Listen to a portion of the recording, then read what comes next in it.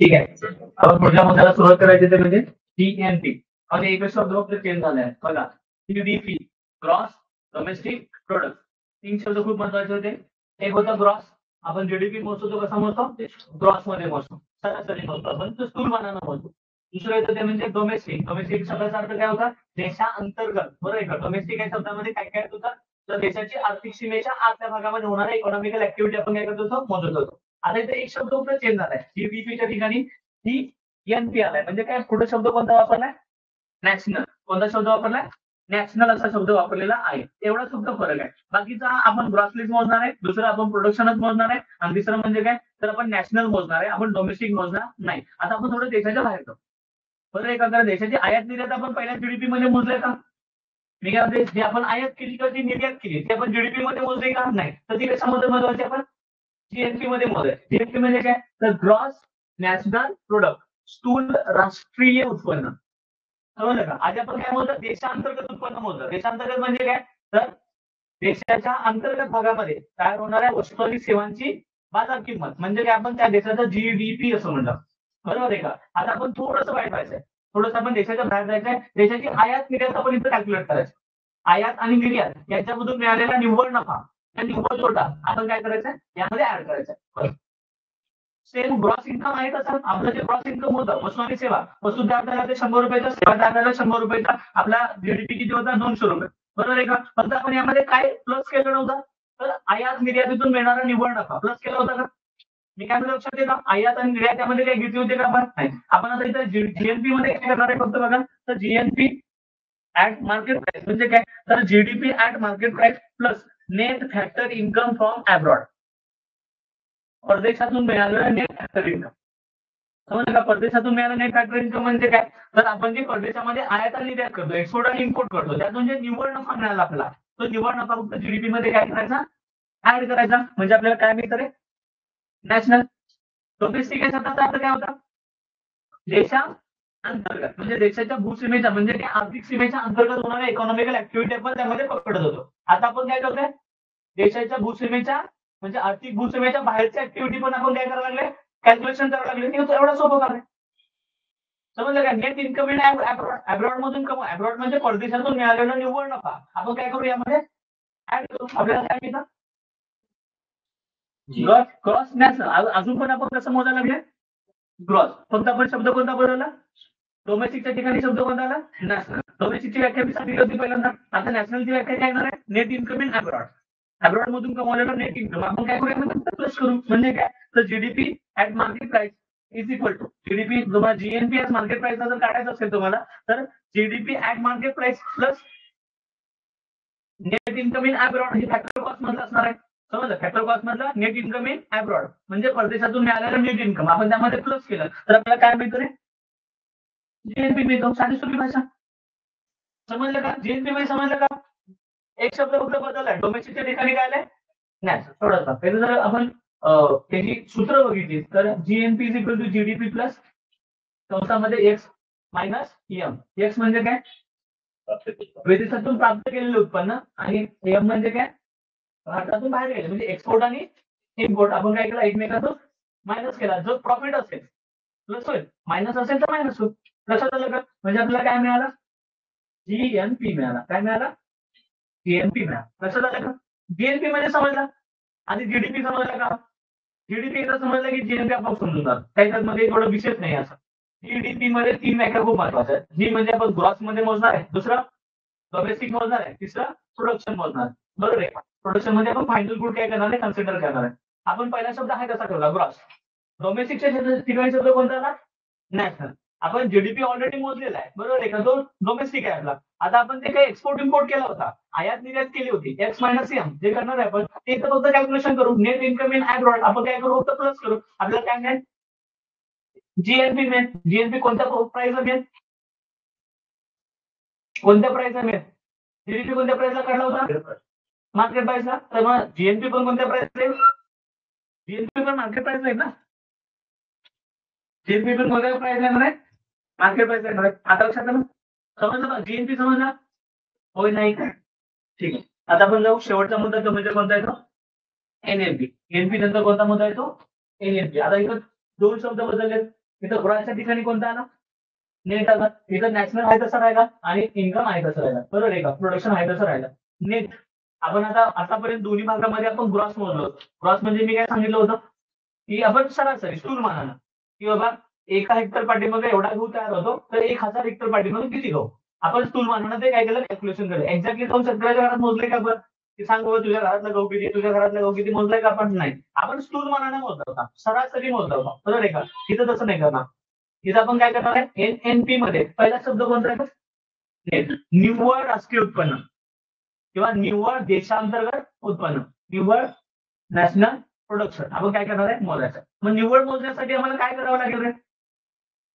Concept जो घसारा आहे दरवर्षीचा तो कसा करायला पाहिजे की बाबा 1 हेक्टर पाठीमागे आम्ही किती 10 क्विंटल ठरवलं होतं, परंतु यावर्षी 8 क्विंटल झाले. ते 2 क्विंटल मायनस करायला पाहिजे ना. आपण जे करतो होतो का पाठीमागच्या 2 टेक्निकमध्ये, पाठीमागच्या 2 संकल्पनेमध्ये मायनस होत होतं का? ते नाही. त्याच्यामध्ये जीएसटी मध्ये पण मायनस होत नव्हतं आणि जीडीपी मध्ये पण मायनस होत नव्हतं. मग आपण कशातून मायनस करणार आहे? ते नेट मध्ये. आपण नेट काढायचं आहे त्यावेळी आपण काय करतो? डिप्रिसिएशन घसारा काय करायला पाहिजे? आपण वजा करायला पाहिजे. सेम तसा TNP minus depreciation is equal to NNP at market price. आपण काय करू? फक्त घसारा मायनस करू. म्हणजे एखादी वस्तू तुम्ही आता खरेदी केली, तिचा परफॉर्मन्स तो आता आहे, तो 10 वर्षाला असणार आहे का? तुम्ही एखादी वस्तू किंवा एखादी मेकॅनिक वस्तू किंवा एखादं तुम्ही मशीन आता खरेदी केलं, ते 10 शर्ट समजा तयार करतात. ते पुढं 5 वर्षानंतर 10 शर्ट तयार करणार आहे का? नाही. ते 8 तयार करेल. त्याचा घसारा किती शर्टचा आता? 2 शर्टचा जो घसारा आहे तो काय केला पाहिजे? मायनस केला पाहिजे, वजा केला पाहिजे ना. पण त्या घसाऱ्यालाच आपण काय म्हणतो रे? डिप्रिशिएशन. काय म्हणतो आपण त्याला? डिप्रिशिएशन. डिप्रिशिएशन म्हणजे घसारा. आपण घसारा वजा केला. घसारा कशातून वजा करायचा मग? जीडीपीतून केला का आपण? नाही. तर कशातून केलाय? जीएनपीतून केलाय. बरोबर आहे का? जीएनपी मधून घसारा वजा झाला तर आपल्याला काय मिळतं रे? काय मिळतं? एनएनपी मिळतं. एनएनपी म्हणजे नेट नॅशनल प्रोडक्ट. आता बघा ग्रॉसच्या ठिकाणी नेट आलं, डोमेस्टिकच्या ठिकाणी नॅशनल प्रोडक्शन आहे तसं मोजलं. बरोबर आहे का? मी काय म्हणतो लक्षात ठेवा, इथे एक नवीन संकल्पना तुम्हाला मिळणार आहे. आपण जीडीपी कोणत्या प्राइसला काढला? मार्केट प्राइसला. जीएनपी कोणत्या प्राइसला काढला? मार्केट प्राइसला. आता एनएनपी कोणत्या प्राइसला आला? कोणत्या प्राइसला आला? कारण दोन्ही मार्केट प्राइसला मोजले तर एनएनपी पण काय आला? मार्केट प्राइसला आला. आता नीट संकल्पना नीट लक्षात घ्या. आपण आता मला काय करायचंय तर एनएनपी ऍट मार्केट प्राइसचं रूपांतर एनएनपी ऍट फॅक्टर कॉस्ट मध्ये करायचं. तर मी काय करेन?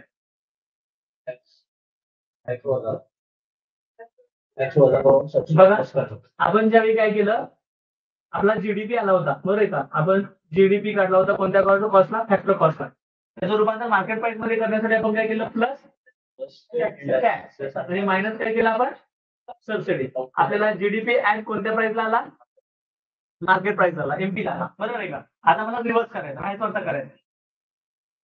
रिव्हर्स करायला पाहिजे. काय रिव्हर्स करा तुम्ही? तुम्ही काय करा? इनडायरेक्ट टॅक्स मायनस करा आणि सबसिडी तुम्ही काय करा? प्लस करा. टाटाचं उदाहरण घेतलं होतं, 1 लाखाला नॅनो तयार झाली, 30,000 रुपये इनडायरेक्ट टॅक्स भरला. बरोबर का? नॅनोची किंमत झाली 1,30,000. सरकारनं त्यावर 10,000 रुपये सबसिडी दिली. तर गाडीची किंमत झाली किती? 1,20,000. आता मला ही कुठली किंमत झाली?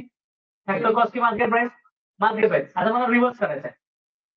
सरकारचं भरलेली मला सबसिडी आहे त्याची परत दिली पाहिजे. बरोबर आहे का? आणि मला काय मायनस केला पाहिजे? इनडायरेक्ट टॅक्स मला काय केला पाहिजे? मायनस केला पाहिजे. आणि सबसिडी मला काय केली पाहिजे? प्लस केली पाहिजे. लक्षात आलं का? उलट करेन मी. समजलं? म्हणजे आपल्याला जो एनएनपी ऍट मार्केट प्राइस आला होता त्याचं रूपांतर मला एनएनपी ऍट कशामध्ये करायचं आहे? फॅक्टर कॉस्ट मध्ये करायचं आहे. Same NNP at market price minus indirect tax plus subsidy is equal to NNP at factor cost. काय आलं? एनएनपी ऍट आता मी पुढचं वाक्य नीट लक्षात घ्या. एनएनपी ऍट फॅक्टर कॉस्ट म्हणजे देशाचं नॅशनल इन्कम. आपल्या चॅप्टरचा जो मेन पार्ट आहे, चॅप्टरचे जे मुख्य मुद्दा आहे तो म्हणजे नॅशनल इन्कम. नॅशनल इन्कमची व्याख्या काय केली जाईल तर NNP at factor cost. NNP at factor cost म्हणजे देशाचं राष्ट्रीय उत्पन्न.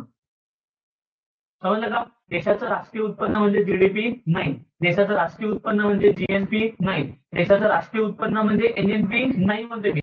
NNP at factor cost. बरोबर आहे का? मग असं का केलं? कन्सेप्ट महत्वाची.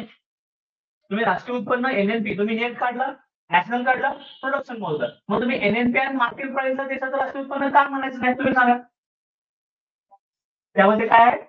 टॅक्स. टॅक्स वाढल्यानंतर इन्कम पण वाढल्यासारखं वाटतं. पण टॅक्स हा काय इन्कम आहे का? म्हणजे वस्तू आणि सेवांचं प्रोडक्शन आहे का ते? नाही. इन्फ्लेशन आहे ते. बरोबर आहे का? ते मायनस केलं गेलं पाहिजे ना. बरोबर आहे का? टॅक्स वाढला तर बरोबर वाटेल की नॅशनल इन्कम वाढले. बरोबर आहे का? पण हे बरोबर आहे का?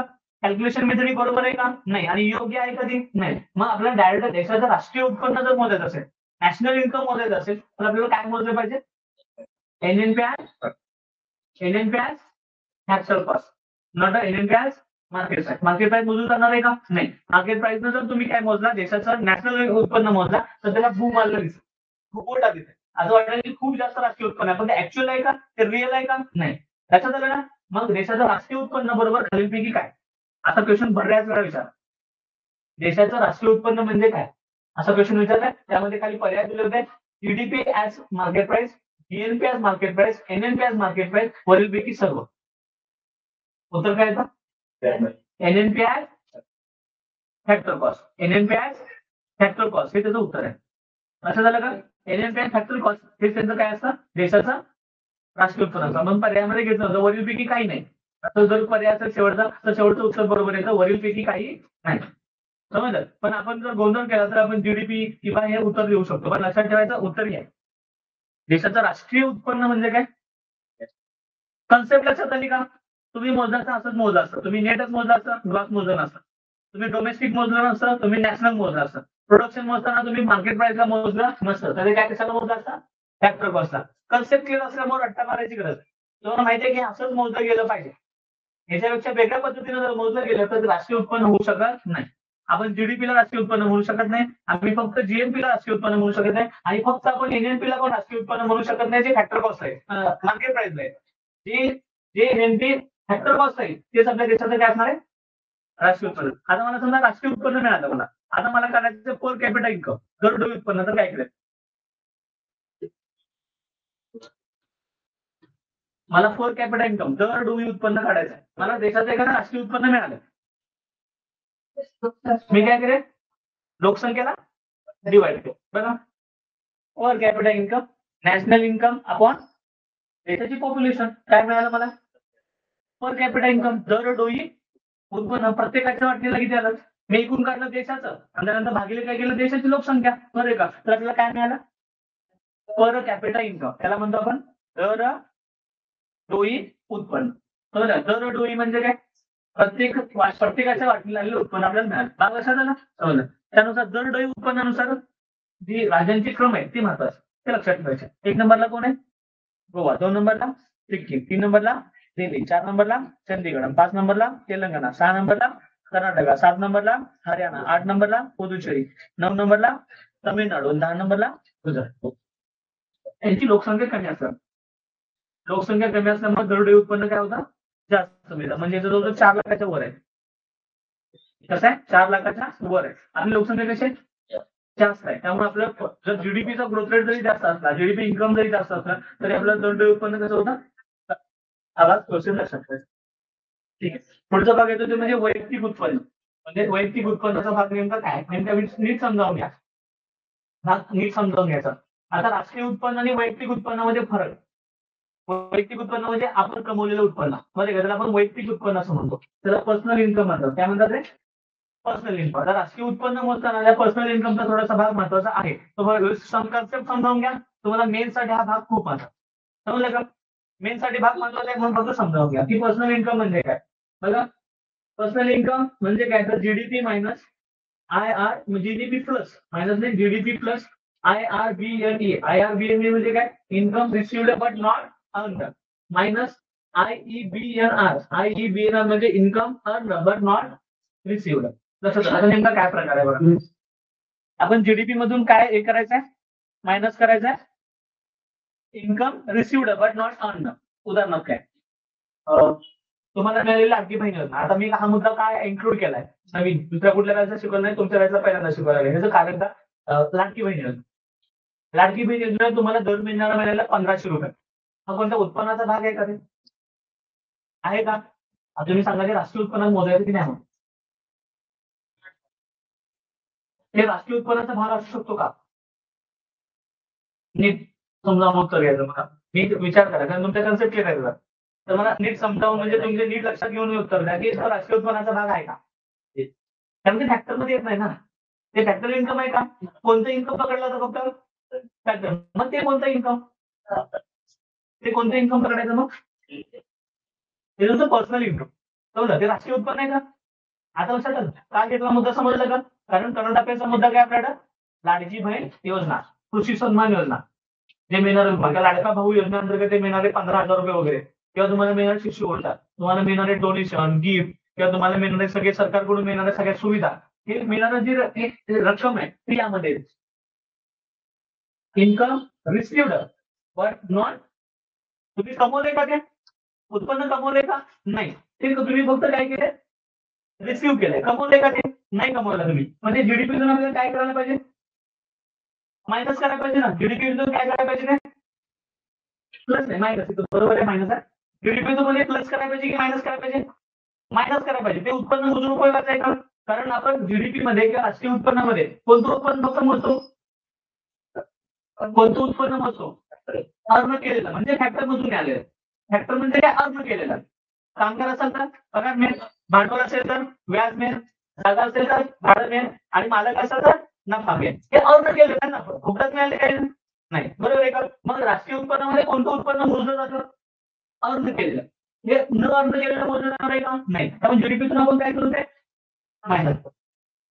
समजलं का. आता हे तर प्लस करायचं, कोणतं हे प्लस करायचं. कारण का, तर बघा इन्कम अर्न कमवलेलं आहे, परंतु अजून रिसिव्ह झालेलं नाही. उदाहरणार्थ काय, तुम्ही सरकारी नोकर आहे, तुम्हाला पगार मिळालाय, बरोबर आहे का. 30,000 रुपये पगार, पण खात्यापुरतं 25,000 मिळाले, 5,000 रुपये सरकारनं कट केले. त्यासाठी कट केले, तुमचं पीएफ कट झालाय, इन्शुरन्स कट झालाय, सगळं कट झालंय. हे आता तुम्हाला मिळालं का यावर्षी, नाही. पण तुम्ही जे रिटायर होणार आहे ते परत मिळणार आहे तुम्हाला, म्हणजे income earn but not received. आता हे नॅशनल इन्कम मध्ये मोजलं पाहिजे की नाही मोजलं पाहिजे, तुम्ही सांगा.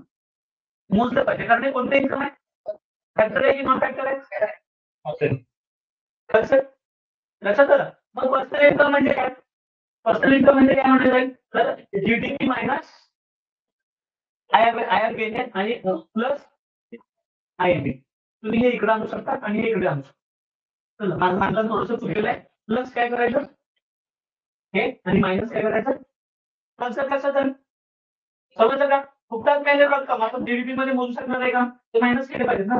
आणि आता आपण रक्कम कमवलेली आहे, पण आता मला लगेच नाही मिळालेली, समजलं का. Income earn by but not received, समजलं का. लक्षात आलं. तुम्ही एखाद्या स्कीम मध्ये वगैरे गुंतवलाय रक्कम, ती परत तुम्हाला मिळालेली आहे, की आपल्याला काय केली पाहिजे, वजा केली पाहिजे की प्लस केली पाहिजे, प्लस केली पाहिजे. पर्सनल इन्कम आहे, समजलं. पर्सनल इन्कम म्हणजे काय, GDP minus GDP minus income received but not earned plus income earned but not received. लक्षात आलं का. त्याला कुठला रक्कम म्हणायची, पर्सनल इन्कम. दुसरी संकल्पना आहे ते वेक्षम उत्पन्न, म्हणजे डिस्पोजेबल इन्कम. डिस्पोजेबल इन्कम म्हणजे डी आहे, म्हणजे personal income minus personal tax plus saving. म्हणजे काय, आपण आता ते इन्कम कमवलं, पर्सनल इन्कम जे तुम्हाला मिळालं ते सगळं सगळं आपण वापरतो का, रे सगळं सगळं आपण जगण्यासाठी वापरतो का, नाही. आपण जेवढं जगण्यासाठी वापरतो त्याला म्हणजे डिस्पोजेबल, आपण डिस्पोज केलं, वापरलं. डिस्पोजेबल या शब्दाचा अर्थ काय, वापरा. वापरण्यासाठी जे आपण काय करतो, रक्कम वापरतो. तुमचं पर्सनल समजा पर्सनल इन्कम 100 रुपयाला, 100 तुम्ही वापरता का, नाही. तर तुम्ही त्याचं काय करता, काही इन्कम टॅक्स भरता, तुमचा पर्सनल टॅक्स भरता, तो मायनस करायला पाहिजे. तो काय करायला पाहिजे, मायनस करायला पाहिजे. आणि त्याचं काही तुम्ही रक्कम सेव्हिंगला ठेवता. समजा तुम्हाला 50,000 पगार असेल, तर तुम्ही त्याचा काही टॅक्स भरता, त्याला सगळं तुमचं 50च्या 50,000 हे तुमचं पर्सनल इन्कम आहे का, 50च्या 50,000 तुमचं पर्सनल इन्कम आहे का, नाही. तर त्याचं तुम्ही काय भरणार आहे, काही टॅक्स भरणार आहे, आणि काही तुम्ही काय करणार आहे, सेव्हिंग करणार आहे. म्हणजे टॅक्स आणि सेव्हिंग आपण वजा केले पाहिजेत ना. तुमच्या पर्सनल इन्कम मधून वजा होते, बरोबर आहे का. 50,000 मधून समजा 20,000 झाला, तर 30,000 हे तुमचं कोणतं इन्कम आहे रे, वेक्षम इन्कम. त्याला आपण काय म्हणतो, डिस्पोजेबल इन्कम. डिस्पोजेबल इन्कमची व्याख्या काय केली जाते, जे प्रत्यक्षात युज केलं जातं, वापरलं जातं, त्याला काय म्हणायचं, डिस्पोजेबल. आणि पर्सनल इन्कम म्हणजे काय, जे एकूण अर्न केलं जातं, एकूण जे कमवलं जातं त्याला काय म्हणायचं, पर्सनल. सगळं सगळं अर्न केलं तुम्ही, सगळं सगळं वापरता का, वापरता का तुम्ही, नाही. तुम्ही त्याला काही टॅक्स भरता, परत तुम्ही काही सेव्हिंग करता, म्हणून त्याला कुठला इन्कम म्हणायचं, डिस्पोजेबल. क्वेश्चन विचारले जाऊ शकतो, कारण हा करंट अफेअरचा होता, बरोबर ना. लाडकी बहीण योजना. लाडकी बहीण योजनेमध्ये काय येतं? Income received by not earn. ते राष्ट्रीय उत्पन्नाचा भाग असणार.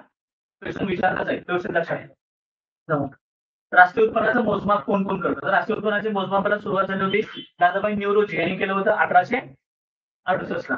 त्यांनी राष्ट्रीय नॅशनल इन्कम एकूण राष्ट्र देशाचं उत्पन्न किती काढलं होतं? 370 रुपये. पर कॅपिटल इन्कम किती काढलं होतं?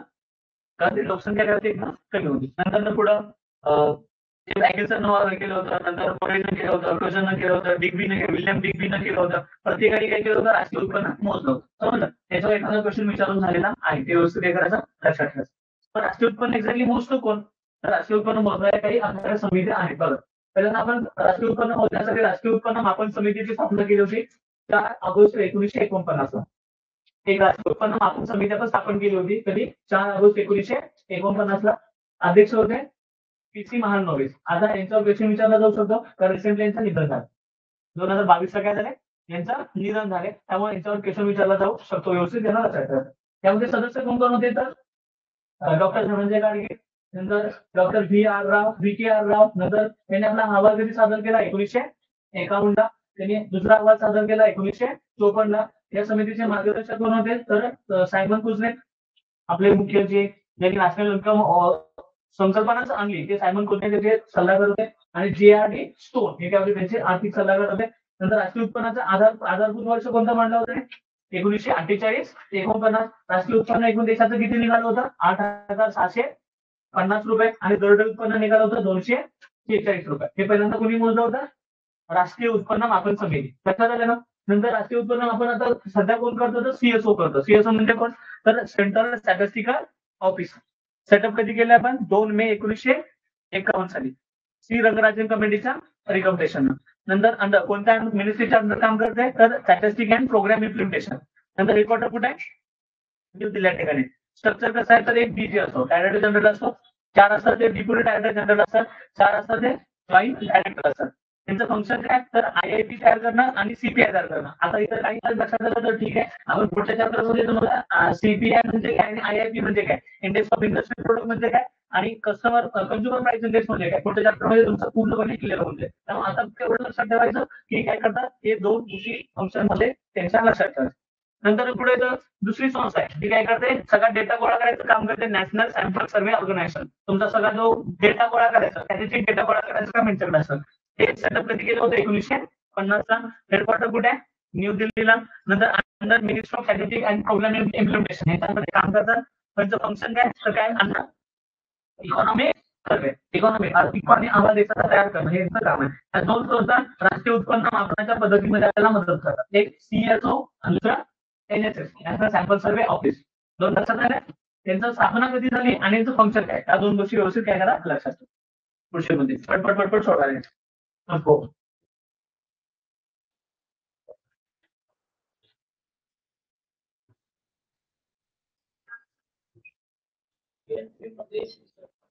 बरं, एकूण देशांतर्गत उत्पादन आणि एकूण राष्ट्रीय उत्पादन यातील फरक खालीपैकी कोणत्या विधानाने म्हणजे कोणत्या विधानाने फरक स्पष्ट होतो? नीट वाचा.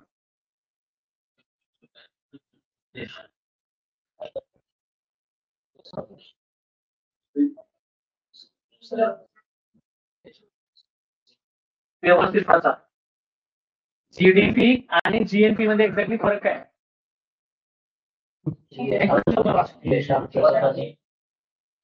एक देशांतर्गत आहे आणि एक नॅशनल आहे. बरोबर आहे का? नॅशनल मध्ये काय येतं?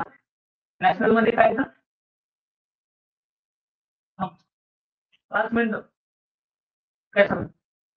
पट उद्या कुठे येणार आहे? दुसरा. कारण परदेशात प्राप्त केलेली काही रक्कम काय केली जाईल का? मोजेल. पुढे.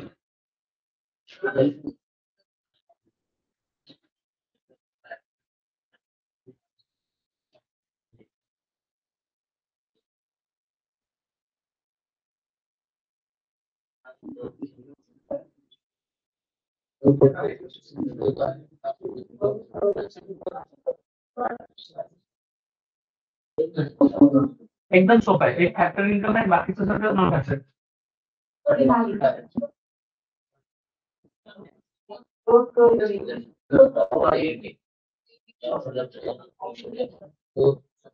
स्लीप बघा फक्त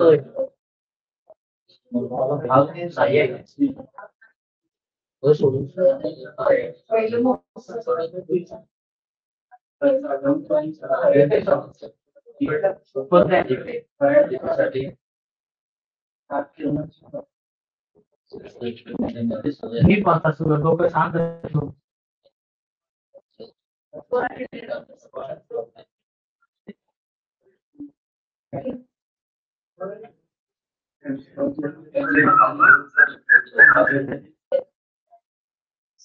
सगळ्यात clear का? पहिलं काय नाही काय विचारलं? हात पकडणार का टायर पकडणार? हात पकडणार की टायर पकडणार तुम्ही? यावेळी या उदाहरणामध्ये टायर हे कोणती वस्तू आहे? मध्यवर्ती वस्तू आहे की फायनल कुठे आहे? आई कुठे खेळतो लक्षात आलं का? फायनल वस्तू कोणती आहे? कार ही फायनल वस्तू आहे की टायर ही फायनल वस्तू आहे? कार ही फायनल वस्तू आहे. तुम्ही तो सगळी पाचला ना यामध्ये टायर इथं काय झाली इंटरमिडिएट झाली ना. फक्त टायर शब्द वापरला असता तर बरोबर आहे. टायर शब्द वापरला असता तर ठीक आहे. बरोबर आहे का? इथं काय वापरायचं समजा कार निर्मिती. त्यामुळे कार ही कोणती वस्तू आहे? फायनल वस्तू आहे. त्यामुळे उत्तर कुठलं येणार आहे? लक्षात आलं का? समजलं का? असं खेळतात आयोग कन्सेप्ट क्लिअर पाहिजे. इंटरमिडिएट वस्तू म्हणजे काही कन्सेप्ट क्लिअर पाहिजे तर उत्तर सुटेल. नाहीतर तुम्हाला सगळं एकच सुद्धा उत्तर सुटणार नाही. सगळं माहिती आहे, सगळ्या कन्सेप्ट केलं तरी उत्तर सुटणार नाही. कारण का थोडंसं कन्फ्युजन तुम्हाला हे करून येऊन असतं.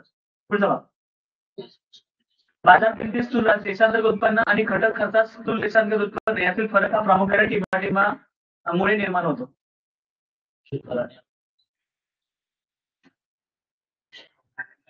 अरे फॅक्टर कॉस्ट आणि मार्केट प्राइस मधला फरक कशामुळे आहे? मग एवढा विचार काय चाललाय? इनडायरेक्ट टॅक्स आणि सबसिडीज ना.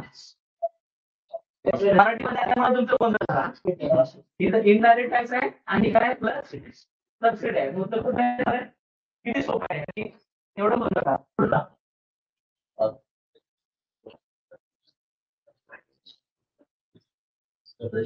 बाजार किमतीनुसार स्थूल देशांतर्गत उत्पादन आणि स्थूल राष्ट्रीय उत्पन्न यामधील फरक कोणत्या कोणत्या दिसून येतो?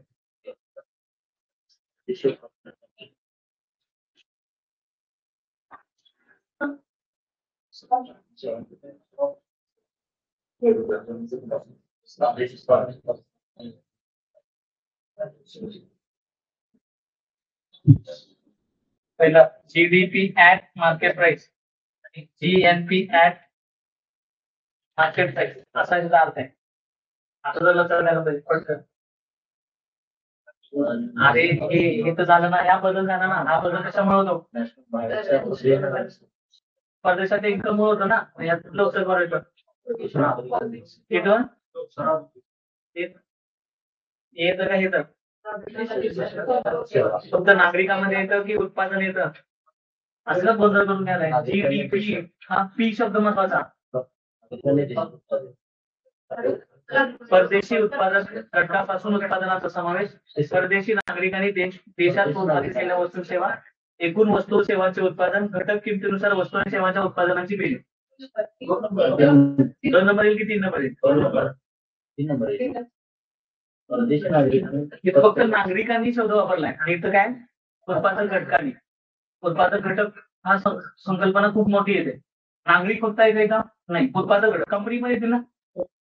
कंपन्यांनी तिकडे कमवलेलं इकडे येणारच आहे ना. तो भाग तो उत्तर कुठले? कसा खेळ आहे? राष्ट्रीय उत्पन्नाच्या मापनातील कोणत्या 2 मुख्य अडचणी आहेत? पहिलं कोणत्या 2 असतात मुख्य? संकल्पनात्मक आणि सांख्यिक.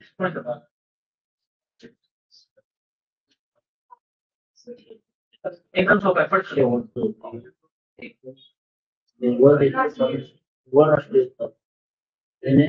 देशातील अंतिम वस्तू आणि सेवांची बाजारातील किंमत अधिक भारतीय आणि इतर देशात असलेले उत्पन्न वजा परदेशी व्यक्तींनी भारतात कमवलेले उत्पन्न म्हणजे खालीलपैकी कोणती सोडणार?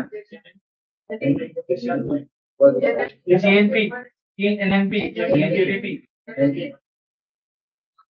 बघा नीट लक्ष द्या. क्वेश्चन नीट वाचा. market price.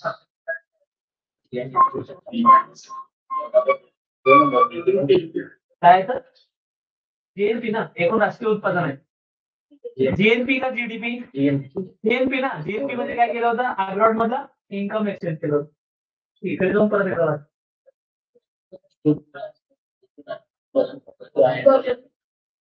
मग आपण या शब्दाऐवजी कोणता शब्द वापरला? अंदाजा शब्द वापरला. कोणती पद्धत नाही म्हणजे कोणतं उत्तर?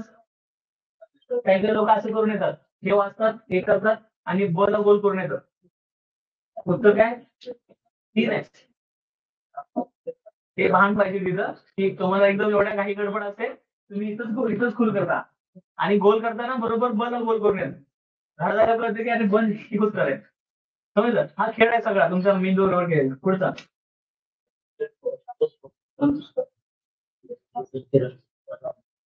खालीपैकी कोणती राष्ट्रीय उत्पन्नाचा अंदाज करणारी पद्धत नाही? कोणती पद्धत नाही? आल्या पद्धत बघा. हा एस 2016, कंबाईन गट 2018. पीवायक्यू का करायचं? पीवायक्यू काय होता? रिपीट होता. समजलं का? प्रॉपरली व्यवस्थित करून ठेवायचं. मला लक्षात आला? समजलं ना? ठीक आहे. चॅप्टर काय होतो समजलं. हे साईड आपण पुढच्या भेटू.